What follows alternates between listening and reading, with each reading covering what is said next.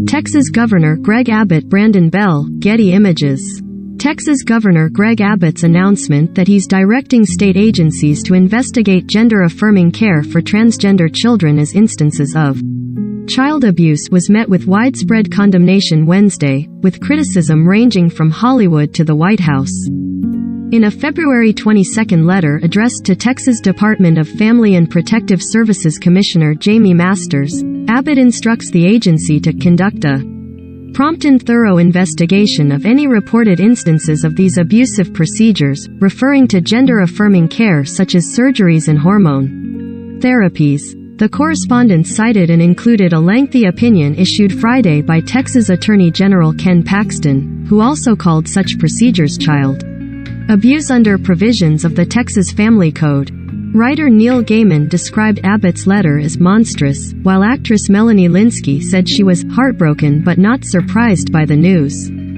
"This is a real fight," she posted. "We need elected officials working, truly working, to protect trans kids and to protect all trans people." Actor Alex Winter weighed in by predicting that Texas's attack on the trans community will only grow from there, because that's how fascism works. Writer and showrunner Bess Kalb offered cash to any parents of trans youth who are looking to relocate out of Texas. "Fuck this Nazi," she tweeted. Abbott, a Republican, invoked a Texas law that mandates healthcare professionals and members of the public report such instances and suggesting those who fail to do so could face criminal penalties. A spokesperson for DFPS said the agency will follow Texas law as explained. Brian Klosterbor, a staff attorney at ACLU's Texas chapter, shot down the legitimacy of the Abbott and Paxton correspondence. This opinion and letter have no legal effect and cannot change Texas law nor usurp the constitutional rights of Texas families. But they spread fear and misinformation and could spur false reporting of child abuse at a time when DFPS is already facing a crisis in our state's foster care system, Klosterbor said in a statement confirmed by THR. The law is clear that parents, guardians and doctors can provide transgender youth with treatment in accordance with prevailing standards of care. Any parent or guardian who loves and supports their child and is taking them to a licensed healthcare provider is not engaging in child abuse. While it remains unclear how this unprecedented move will play out, Abbott's intention to criminalize those who support healthcare for transgender youth was met with swift backlash. Karine Jean-Pierre, a deputy principal press secretary for the White House, told the Dallas Morning News in a statement, "Conservative officials in Texas and other states across the country should stop inserting themselves into health care decisions that create needless tension between pediatricians and their patients. No parent should face the agony of a politician standing in the way of accessing life-saving care for their child."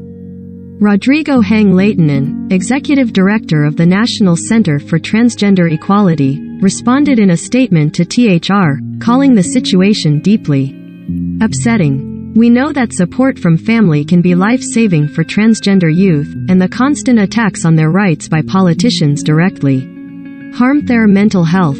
Trans youth deserve the right to be who they are and to be treated with dignity and respect, things that all people want regardless of their gender, politics, or background." Transgender showrunner Jacqueline Moore responded by posting, "Trans kids deserve to get to become trans adults." Moore, currently at work on the Queer as Folk reboot, announced last year that she would boycott Netflix after working with the streamer on its series Dear White People due to its airing of Dave Chappelle special The Closer. An actress, writer and producer Jen Richards tweeted a thread on Tuesday calling out wider efforts by conservatives to restrict rights for the LGBTQ community. "All these bills have one goal, which they've been attempting from different angles ever since they lost gay marriage: legislate trans people out of existence." Richards posted, "If you can't use bathrooms or play sports or get medical care, it's just abject cruelty masquerading as care." Richards suggested that these political moves could cause trans youth to be kicked out or run away, and suicide rates will spike because they will be more vulnerable at home and in schools. "We're out here just trying to live our lives and they can't stop thinking about us. Our bodies. Our sex. All their efforts are like twisted fan fiction horror." It's dark and twisted. Bambi Salcedo, president of the TransLate.net Coalition, said it's important for the industry to understand its power and influence in creating societal change. One way to do that, she says, is by denouncing harmful policies and legislation, while another is by donating funds. One simple way is to allocate in support with donations to trans-led organizations for us to continue to do the advocacy work that we do to dismantle the systems that continue to marginalize trans people. Still, the question remains, will business be affected in Texas at all? While Hollywood power players have used their platforms in recent years to denounce controversial laws and state policies, they've been curiously reluctant to mess with Texas. Back in September, the Lone Star State passed a hugely controversial abortion law that makes ending a pregnancy illegal after roughly 6 weeks, and allows any citizen to sue anyone who either receives an abortion, or helps someone to obtain one. Stars compared the law to The Handmaid's Tale, and Alyssa Milano dubbed its backers the Texas Taliban. Actress Rosanna Arquette declared she turned down a film because it would shoot in Texas, an outspoken The Wire showrunner David Simon said he'd pull an as yet unannounced project from the state. Yet evidence of a serious boycott, particularly at the studio level, has been lacking. There was certainly nothing as visible, for instance, as Major League Baseball deciding to move the All-Star Game out of Georgia last year in protest of its voting rights bill. Or, in 2019, how Georgia's fetal heartbeat bill resulted in Lionsgate pulling the planned filming of its Kristen Wiig comedy Barb and star Go to Vista Del Mar from the state. At the time, then Disney CEO Bob Iger declared if the bill became law it would become very difficult to produce films or movies there. And the CW's Mark Pedowitz likewise told reporters at the Television Critics Association press tour, "If the law is passed, I am certain we'll have discussions with both studios about what to do and what not to do in terms of where Georgia sits." The Georgia bill is currently in limbo awaiting a Supreme Court ruling, while the Texas law is very much in effect.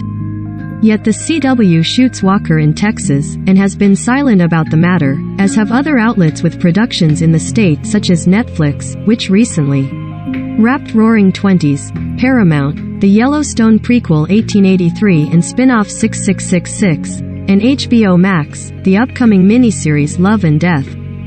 GLAAD President and CEO Sarah Kate Ellis called on officials from high-profile festivals like SXSW to contact Abbott.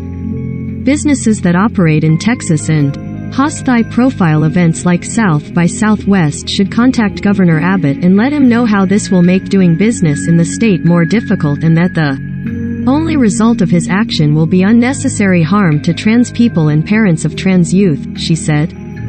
South by Southwest, which gets underway next month, sent a statement to The Hollywood Reporter that spoke out against the directive, yet also noted the festival is staying put in the state's liberal hub of Austin, where it has been held since its 1987 inception. South by Southwest stands against discriminatory legislation and supports the LGBTQ community. The governor's latest directive puts trans children in harm's way once again, and we unequivocally condemn this action. We are often asked to leave the state when issues arise, but Texas is our home.